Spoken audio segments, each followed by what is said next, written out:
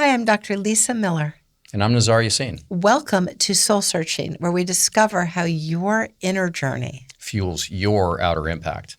And here on the show, we're always trying to find spiritual solutions to social problems, which is why I'm so grateful to have a sponsor like the Fetzer Institute. The Fetzer Institute holds the mission of building the spiritual foundation of a more loving world, an ideal thought partner. Much like our guest on today's episode. Can't wait to share it with you. If I can be a nice person, a nice human being, no matter what, that's gonna be enough.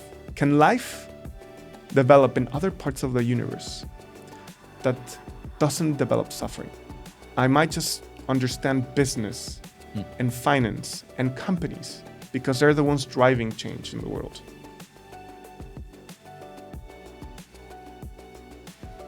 We're here with Adal Flores, the founder and CEO of Quesky. Quesky is the largest privately held fintech in all of Latin America.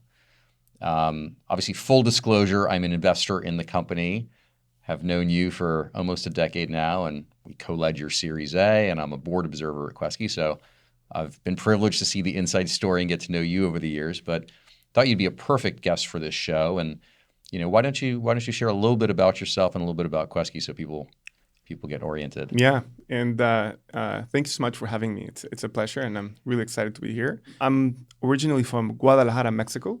I'm 41 years old. In terms of what I do professionally, so I'm the founder and CEO of Quesky, and Quesky is a fintech company based in Mexico, in which we feel that we can use technology to give access to more and better financial services to people starting in Mexico, and then we can expand. And we feel that the intersection between credit and payments is the perfect wedge to the financial lives of people in Mexico. So we have a couple of products related to how can we enable people to get access to credit and shop for stuff online and in physical stores. So and it's the leading buy now pay later company in Mexico and leading online lending company in Mexico. So it's a lot of data science and machine learning and used, and basically in a nutshell, we hired the first, we hired PhD in particle physics that essentially said they were in charge of colliding particles in Switzerland in CERN, and they were the ones, part of the team that discovered the last part of the boson Higgs, the particle of God. And they were like, oh, I think we can do the same thing for credit in Mexico. It's the same thing as colliding particles in Switzerland to lending in Mexico. And basically the logic was you collide particles, you collect a lot of data, you apply machine learning models, and you can predict how those collisions are going to behave in the future. And the same thing applies to credit in Mexico. You lend money, you collect a lot of data on the result of those loans, and then you can start predicting how can you give better access to credit in Mexico. So it's kind of like the genesis of how we got Quesky started. For a non-business person, in a nutshell, you have made prosperity available to many more people. You've allowed people the opportunity to grow. So definitely giving access to capital, and I think that we also feel that we can enable micro entrepreneurs or entrepreneurs to get access to capital so they can start their own businesses. And we feel, especially in Mexico, because there's such a large percentage of people that are unbanked and without limit to credit, and it's enabling entrepreneurs to sell online with a payment system that's actually tailored to the Mexican population, the Mexican market. We feel that we can also empower them to grow their businesses as well. Can we back up and talk about how you became the person, the deep inner person that used business as a tool to really serve humanity? I was born in Guadalajara, and I grew up in a very, very Catholic family. And I was my great aunt, Luisita de la Peña, was named the Blessed by the Catholic Church, which is basically one step just before becoming a saint. Wow. And we're the only descendants. She didn't have children, so we're the only family descendants of Luisita. And my family is really hardcore Catholic, right? So the genesis of my life is that I was brought into this type of family.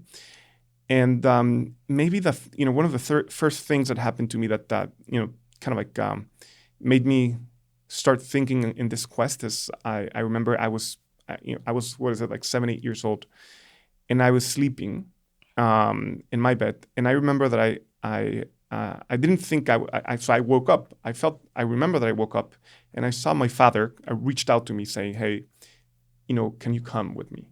Right? And he left my room, and I was like, "Well, that's weird. Let me see. Let me go to to see what does he want me to go with him." And then he was not there. And I thought that was a little bit intriguing, right? Because I clearly remember this. Like I don't feel that I was dreaming, to be honest. So I kind of like went back to sleep, and I said like, "Hey, Dad, why did you tell me to come with you last night?" And he's like, "Oh, I didn't do that. It wasn't me." And I was like, "That's weird. I really think I saw you. Like I wasn't dreaming. I feel really sure about this." And for me, the interpretation was like, maybe there's a calling that I'm getting, right? Maybe there's a calling. And at that point, I was part of a Catholic family, so I felt like there was kind of like some sort of like Catholic calling, and that ultimately made me, when I was in high school, made me think like maybe I should become a priest, a Catholic priest. That was kind of like my conclusion, because I got this feeling that there was something that I had to pursue on from the spiritual standpoint, right? So that's kind of like how things got started. So you are the descendant, the lineage of someone who's nearly a saint. Yeah. Is there inside of you ease in seeing into the deeper nature of life? Do you feel the presence of God? I mean, certainly I can sit right here and tell you your eyes sparkle. So what's it like inside for you? One of the questions that I've made myself more in my life is, does God exist or not? Mm. And I've had so many experiences in that perspective. And I would say that I've gone from being, I really wanted to be a priest, and I think God exists, and and it's a calling. I need to go and pursue this more than anything else, right? And I've even become an atheist. There's a point in which I've become an atheist, and up to a point in which I say, whoever thinks God exists, they're just absolutely incorrect. They're totally wrong.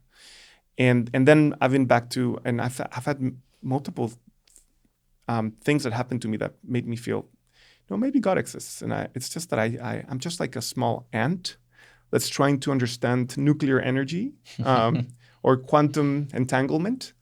And the fact that I can't fully understand, God, it doesn't mean that He exists or God exists or not. It's just that I just need to embrace the fact that I'm just not smart enough, wise enough but it doesn't mean God doesn't exist or not. But as a child, you did have would you call it a visitation? How, was it the spirit of your father calling you? Who was that? The way I thought about this and this was like 7-8 years, is that under the Catholic religion, it's Godfather. He was representing himself as Godfather that was visiting me, saying like, you should follow me.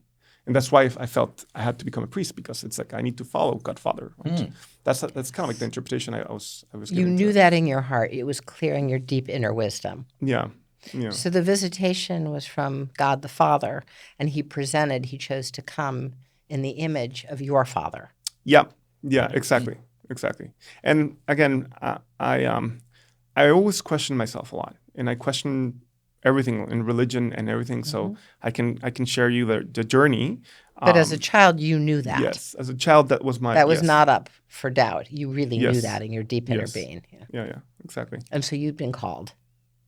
That's what I felt when I was a child. But I've had my I'm going to call this like my love-hate relationship with God, in the sense that at points I've been abandoned, and happy to explain why, and then points in which I've been sometimes I can understand why things that have happened in my life happened. There was a reason, and maybe I haven't been abandoned as much as I thought that was abandoned. But would you consider sharing that? Yeah, absolutely. So I would say that one of the most important parts of my life, when I was feeling abandoned, is that I got this.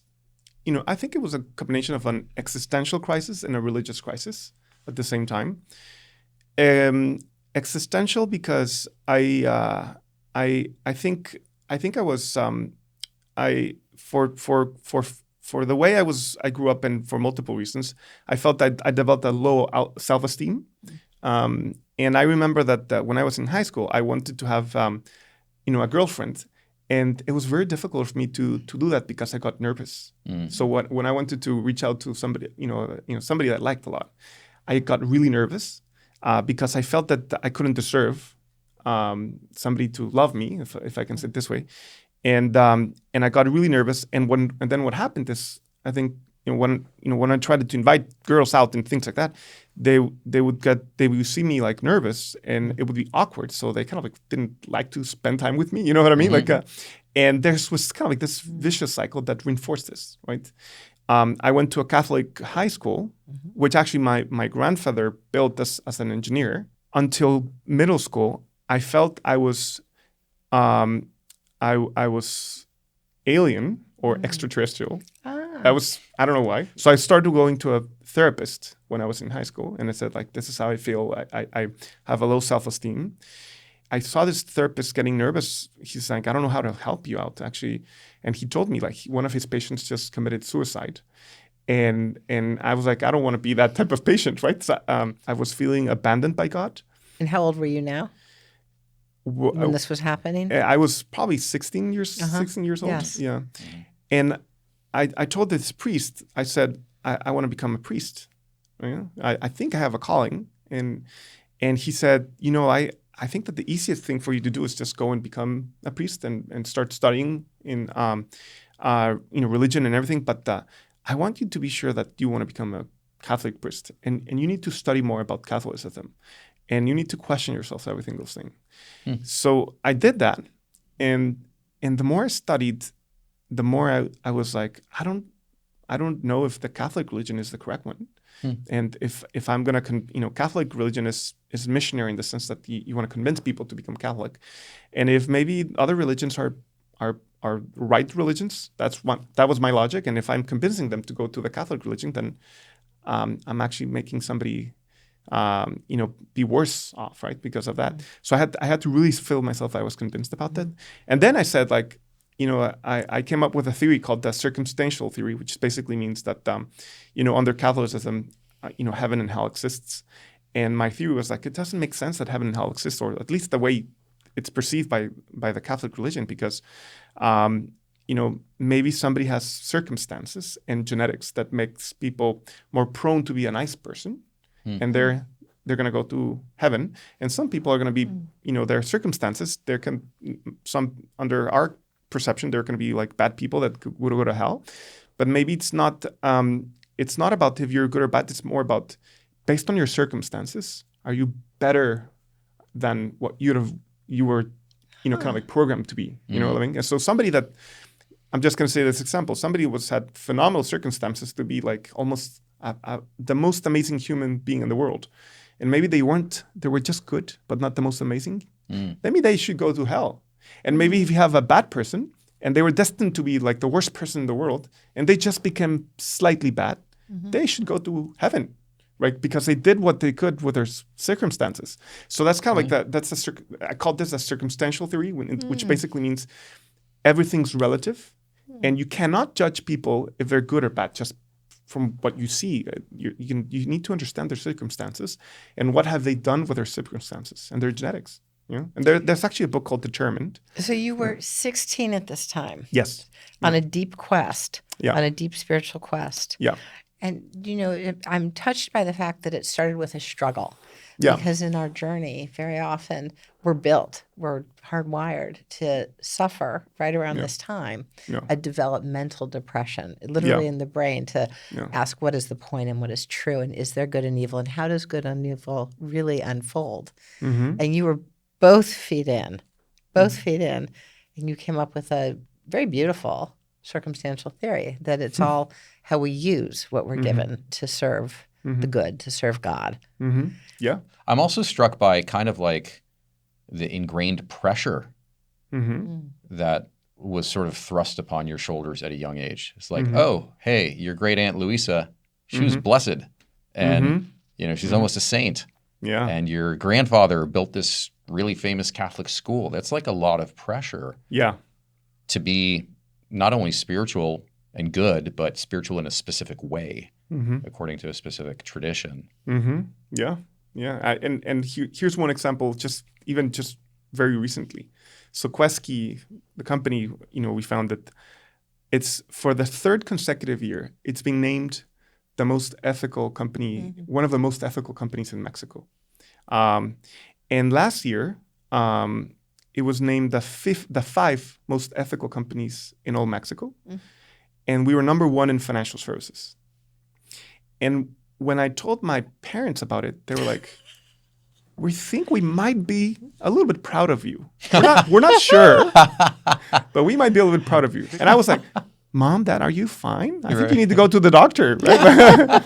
So were they disappointed that you ended up deciding not to become a priest? When I was, 16, I went with my dad and said, like, Dad, how do you know that God exists? And my dad said, you can just feel God. I was like, but what if you don't? It's just you're psychologically thinking you're feeling it, but it's nothing. God doesn't exist. Like how can? And he couldn't. He said like I don't know. I just feel God. So I couldn't. And I felt at that point that wasn't enough for me. So what happened is I came up with Aristotle comes in with something called the unmoved movement, which is basically means the first mover. The first mover, yes, exactly. The first mover, which basically means that there's movement in the world, and the movement is being made by something else that moved, whatever movement it is, and then that actually was made by something else that moved everything that's being moved, and there's something that kind of gets the essence of the genesis of all movement that exists in the universe. And Aristotle kind of like, he didn't say he was God, but he was doing an intellectual reflection on about something that started everything. And some other people later decided that this was kind of like that determination that God exists, because there's movement in the world and there's something that should have moved everything. So I kind of like talked to my parents about this. And then I spoke with my philosophy professor, and he said, but that, like that theory, I know the theory, but it doesn't really prove that God exists. That's what he said. And his explanation was the fact that we don't understand that the world and the universe can exist in an infinite way in the past and will exist in an infinite way in the future. The fact that the human mind cannot understand that, it doesn't mean that didn't happen. And there's a theory that everything exists in that to the infinite, and there's not necessarily a first mover. It could be that everything just existed infinitely, and that's it. Spiritually inclined or religiously inclined people will say that's proof that there's God. Mm-hmm. God was the first mover, and the more atheistic or secular people will say they're talking about the Big Bang. That's just the Big Bang, right? It's not God. And so it's interesting the interpretation of this theory, how it gets debated back and forth between people. But there is a source. There's a source. There's a source. Yeah. There's some kind of moment. I've never heard people argue that there's two sources. That's true. Yeah, it's true. There is a source. Yeah. How did you ultimately make the decision not to become a priest, but to bring this deep spiritual commitment and this hunger for the truth into the world in another way? So it has a couple of components. The first one is I felt I went into depression because of this feeling of my self-esteem, and I went to a new therapist, and this therapist helped me a lot. But I went to depression.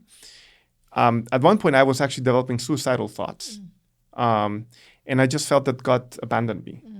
So I decided to say, there's a point that this second therapist I went to, he was super helpful to me, and he I think that what he did is he said you should I think you have a kind of like an internal founder, and you should pursue that. So you should go and like at that time I think I was starting to learn Chinese Mandarin, so you should definitely go to China, study bachelor's in Mandarin, try to do business in China. So I went and lived in China for for 1 year. She saw that you were an entrepreneur. Yeah.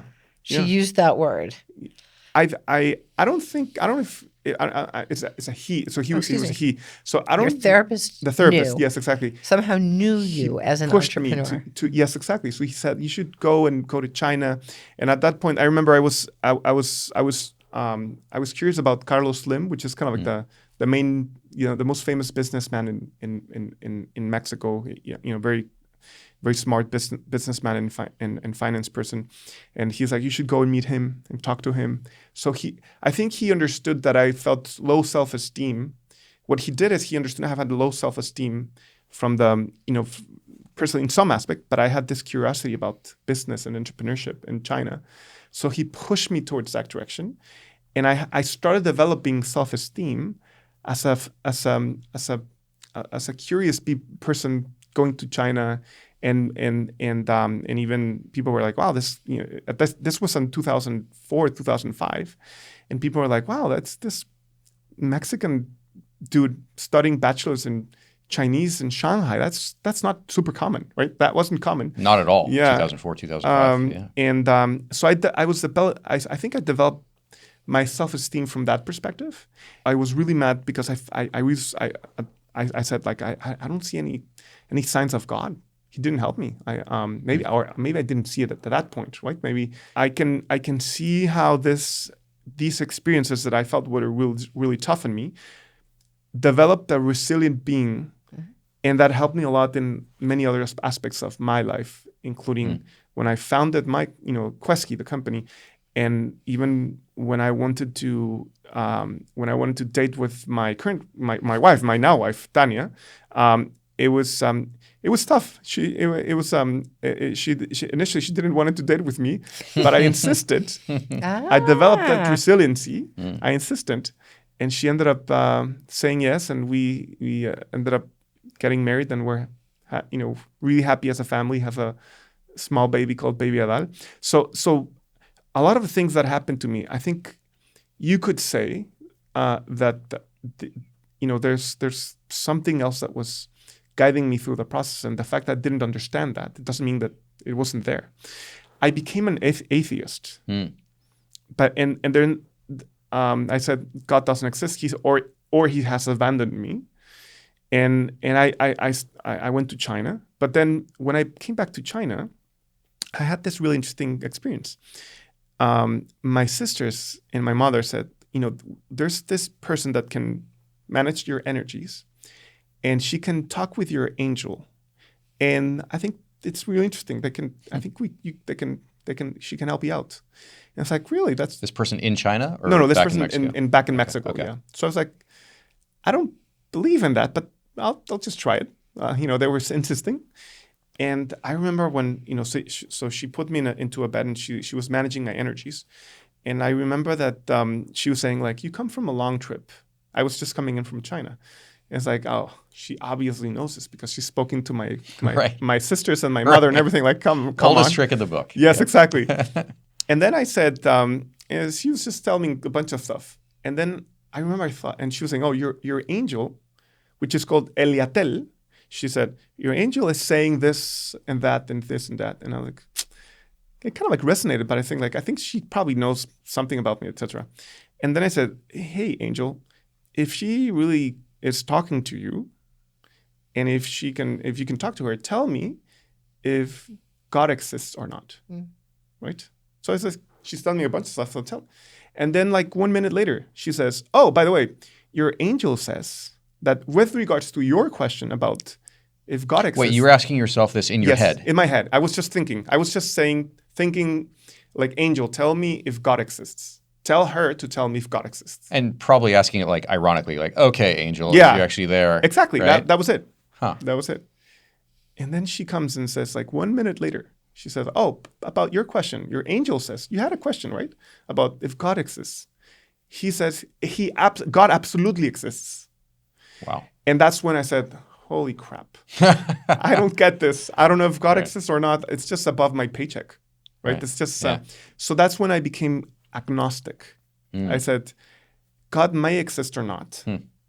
And I'm just it's just really complicated for me to understand. You're born in this environment where not only are you born into a particular tradition and a particular culture, but the weight of that tradition and culture and the importance of it is so much more for you than for your average Mexican, because your aunt was practically a saint and your grandfather built this big Catholic famous high school. There's so much pressure on you to be that tradition and that culture, to be that way spiritually. And deep in your own self, you felt like it wasn't necessarily right for you. You wanted to be a different way. And so that's why you feel like an alien, right? That's why you felt like an alien, like you didn't belong. And because, you know, you're raised to believe that this is the only way to be, and it didn't feel quite right for you. It's so fascinating. Right. I think I've been able to make peace with that. I studied, as part of the process, I studied a lot of religions. I don't consider myself an expert, but I did try to study part of it. I discovered Buddhism, which Buddhism can be atheist in some aspects, right? You know, God might exist or not. I don't know if God exists or not. It seems God exists. That's kind of like the latest. And maybe I can just, if I can be a nice person, a nice human being, no matter what, that's gonna be enough, right? Or that should be. I hope it's gonna be enough, right? And one of the conclusions says, like, in this society, we live in a society on right now, this 2025, that is mostly driven by capitalism, right? And we've had different type of societal organizations. And my conclusion was, like, if I want to make a difference, maybe in a capital world or a capitalist world, I might just understand business and finance and companies, because they're the ones driving change in the world. And if I can do that, I might be able to do a positive change in the world, right, through business. So that was my conclusion at that point. Maybe it's your circumstantial theory. Is you're in these circumstances, you're living in this era when the way that we exist in the world is through this system and this way of being. Let me be the best version of that I can be. Yeah, exactly. These are my circumstances. I would call it being a priest of capitalism. Yeah.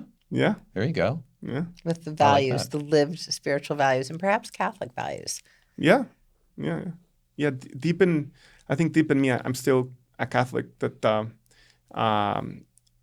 or maybe I would say I'm still a Catholic that understood, that has a mind that understands other religions and appreciates other religions. And I don't feel I'm wise enough or smart enough to understand what's a real religion or what the definition of God. But if we can make a positive impact in the world, through business, if I can be a good father, if I could be a good husband, if I could be a good friend, I think that should be enough. Hopefully, that's going to be enough.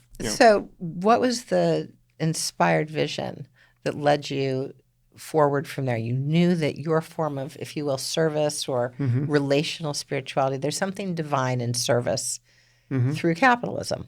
Right? That capitalism can be the pathway, the tool for profound divine service. It's authentic.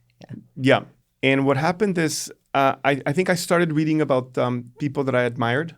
And I think I bumped into one person that I admire a lot. Is Warren Buffett, right? And I think that what I like about Warren Buffett is that I think there's three things that I like about Warren Buffett and that are interesting. The first one is, it's not only he's a great business person, investor, like he's among the best in the world, but he's so humble, right? He's not a jerk. He's a great person. I think he's a great person, right? And at the same time, he has so much intellectual curiosity. And those three things are just, I felt that were just amazing. I really wanted to learn more about Warren Buffett and him as an investor and his profound understanding of business, because he really knows business. He understands the capital world. And understanding the capital world in 2025 is really important, right? And then I met Charlie Munger, who sadly passed away a little bit more than 1 year ago. When I came back from China, I said I want to become a venture capital investor. That's I at that point I was interested into nanotechnology, and then I said, well, I do want to become a venture capital investor. I aspire that. It's interesting for me. Maybe I first want to start the company. Somebody told us that if you want to become a venture capital investor, you have two choices. You either come from investment banking world, or you're a founder, and then you become an investor. So I was like, I'm not an investment banker, so maybe I just need to become a founder, right? And that's and I did a couple of I started thinking about the idea of starting companies, and that's how I got into. Was the divine call in this process? Were you looking for certain types of companies or trying to make a certain type of impact? Or? We felt that we wanted to, because of that, we wanted to pursue something that was that we were deeply passionate about. I think I was passionate about, we were passionate about finance. And we felt that giving access to financial services in Mexico was really critical because the finance industry in Mexico, the banking industry is relatively new. We had banks that got governmental owned in the 1980s, and then they were privatized again in the 1990s. And we had the tequila crisis in 1994, and many of the banks had to be rescued. That's a nickname, by the way. It wasn't like literally a tequila crisis. Oh yeah, that's a nickname for the crisis. It's a nickname, yes. Just to clarify, there wasn't like a shortage of tequila or anything. No, yes, exactly. It was not that level of crisis, right? That would have been a real crisis in Mexico. Yeah, exactly. And we felt that it's interesting, in Mexico, 60% of the people in Mexico have no bank accounts. And like about 80% have no credit cards. Even if you compare credit, household credit to GDP, the ratio, Mexico is among the lowest in the world, even compared to other emerging countries, not even compared to the United States and Canada and UK and Switzerland, like even compared to, Brazil, China, South Africa, Colombia, like we're pretty much down there, and we felt that if we could give access to credit in a way that would enable opportunities for people, that could be something we could feel really passionate about, right? And I think that's how we started the company. Passionate about it. There was a feeling of purpose, ultimate purpose, a significant purpose. Did it feel in your mind? Did the memory come to you of your father calling you? I think it's always present. There's always this feeling that I even though I don't fully understand, I need to try to do some sort of like impact. And many things that happen in my life, they're not there might be no coincidences, so I think there's this feeling. I also feel that if we can build wealth, we can support other causes that we feel are important for the world. For example, like we've always been my family. We've always I think it's ingrained in the genes, to be honest, that we love animals. And a part of me feels like there's so many causes that are supporting humans, but there's less amount of people supporting animals, and some animals are even more in some aspects more exposed or more vulnerable because they can't speak. Totally. Right? And we're eating animals, right? And we're killing animals, and if there's ways in which we can decrease suffering in animals, because animals are our silent friends in some aspects, and we can decrease suffering, that's probably something worthwhile. Talking about Charlie Munger, he speaks about mental models, and one mental model is that Lindy effect, which is basically if something has existed for a long period of time, it's most likely going to exist for a long period of time. And thinking of, like a reflection for me was, how can we decrease suffering? Right? That was in the last, I'm going to say in the last 10 to 15 years, if we can decrease suffering, that's a noble cause. Totally. But first, we need to understand what is suffering and why does suffering exists in the world. And so taking the Lindy effect and something that I said, let's talk about evolution and natural selection and what is the evolutionary reason why suffering exists, right? That I said, like, let's. So I started reading a little bit about Charles Darwin And then there's this other author called Richard Dawkins. Mhm. And I came with a conclusion that suffering has a really interesting evolutionary reason why suffering exists. My conclusion was that suffering is an evolutionary way for animals to move extremely fast.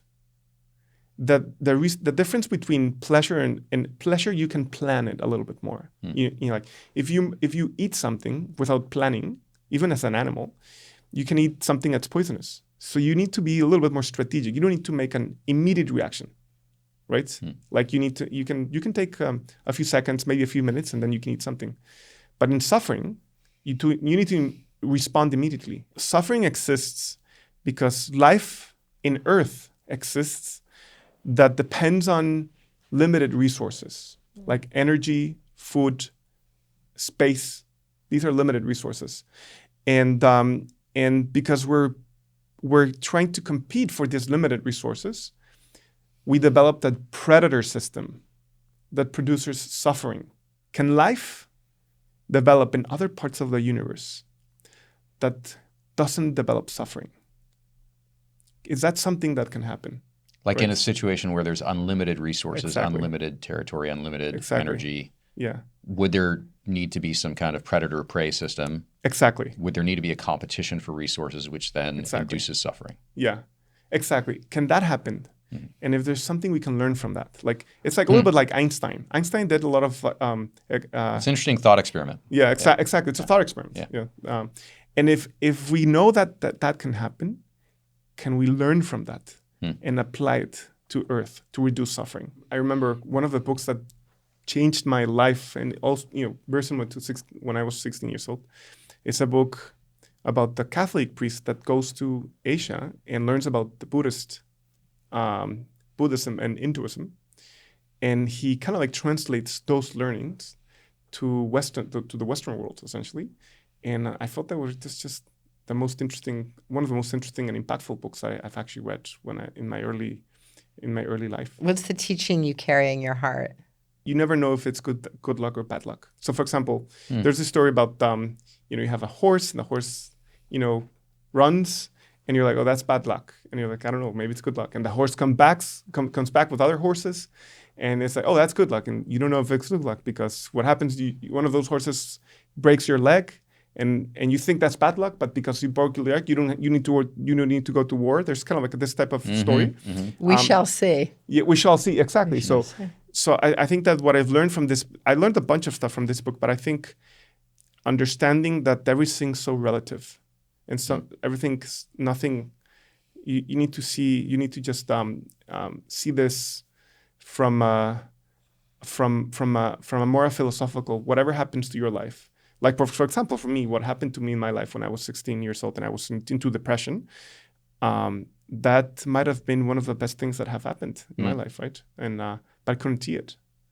And You had no choice. It was a doorway to discover. You had to look in. Exactly. And I'd argue that resiliency you built when you're a teenager, when the girls weren't paying attention to you, Yeah. I've been there, like Don't believe going through those moments Yeah. of self-doubt, going through those moments of rejection, going through all that hard stuff is exactly, and I think you nailed it when you're describing like the process of being an entrepreneur, is like you hear no 1,000 times a day. I took so seriously that rejections that I had when I was a kid back in high school, that it kind of like it hurts, but I have the ability to overcome that really easily because it's the way it hurt when I was in high school. It was just like 100 times stronger, the pain. So every time I get rejected, it's like, oh, another one. Another to the collection. It doesn't matter. You developed the scar tissue. Yeah, right? exactly. So that helped. So you have a real baby, a human baby as well. Yeah. What do you want your baby to know? What are you going to say to your baby about a roadmap for life? I mean, what's it really about? So, so he's baby Adal. So he's the fourth Adal. So my grandfather, my father, me, and him. He's the fourth Adal. He's almost 2 years old. I created an email for him So I sent him a bunch of stuff. I took pictures, or I had this reflection, and I just tell him stuff how much I love him, or stuff like, for example, and I heard this from Nazar, which totally on spot. I told him that being a father is discovering that you have a peace in your heart that you didn't know existed, but it's evident once this person is born, and it's the most beautiful part of your heart. And you feel nervous because this part of your heart, the most beautiful part of your heart, is now moving, and you don't want anything to happen to this part of your heart, right? That's the most beautiful thing, and you want to protect it, but at the same time you can't control it because it's not going to be good for your kid, right? So you just you can only be vulnerable with the fact that the most beautiful part of your heart is there moving, and you can just wish for this being to be fine, and stay with your vulnerability, that it feels that nothing is going to happen to your kid. That's what it means to be a father, and I told him, like, that's what it means to be a father, and I hope you appreciate that. So I write him a bunch of stuff like that, like what it feels to be a father, and what he means to me, and the other thing I'm doing is I'm trying to collect learnings about how the world works and how the universe works, and the mental models from Charlie Munger, because the thing about education is that the human brain learns to survive. That's the reason. It's a survival tool, Yep. right? It doesn't survive to learn. It learns to survive. And if you can show human beings how the learning that they're having is going to help them survive, and that translates into being, better parents, better colleagues, better friends, whatever it means, survival in 2025, for example. If you teach them how to do that, then they're going to learn it much better, right? Because they're gonna understand the practical implications of whatever they're learning. So what I'm trying to do is I'm setting up all of the reflections and learnings and mental models and the patterns that you see in the world, in physics and biology and chemistry, in economy, right? In aeronautics, right? Mm-hmm.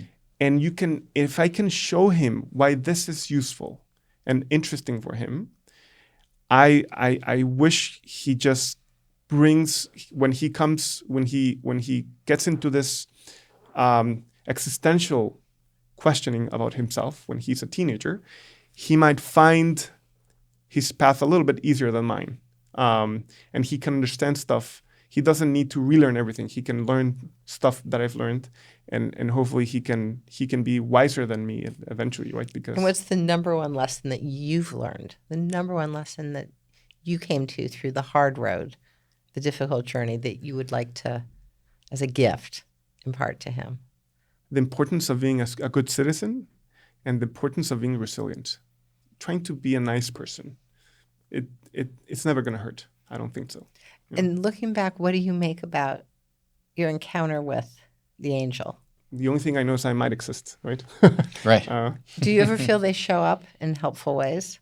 So the other thing that I entertained the idea a lot when I was a kid is the butterfly effect, right? And how small thing changes exponentially, right? And the change is distributed through the power law, right? It's so when one thing good or bad happens, I kind of like, what is the butterfly effect of whatever happens? And if you compare that with the Buddhist or this Buddhist lessons of this Catholic priest stuff, you never know if it's good or bad. Maybe God doesn't exist, and this is just a pure, numbers probabilities that are happening in the universe, and I'm just overcomplicating myself about the existence of God. Or maybe not. Maybe everything's being touched by the universe or God, however you want to explain it, right? And you never know. So we have so many opportunities of the stuff we can do better as people and as a founder and as a company that I feel we're just at the 0.01% of what we can do to improve. Like, there's so much stuff we can. Who would you say that sort of constellation of most influential humans around you your parents and my sisters earlier, and then my friends in high school. Right now, it's definitely Tanya, my wife. One person that I could mention as well that I learned a lot from this person is one of our investors, Shinya, right? So he's Shinya Kamine. He's an investor. He unfortunately, sadly, passed away 4.5 years ago. But I think he was just a really nice human being. He was really smart and very, just a great human being. And I think that the thing about Shinya is that he really pushed us to have a positive company culture. I didn't realize how important it was to build the culture within the company, right? And some people say that culture eats strategy, right? In the sense that culture is more important than anything else.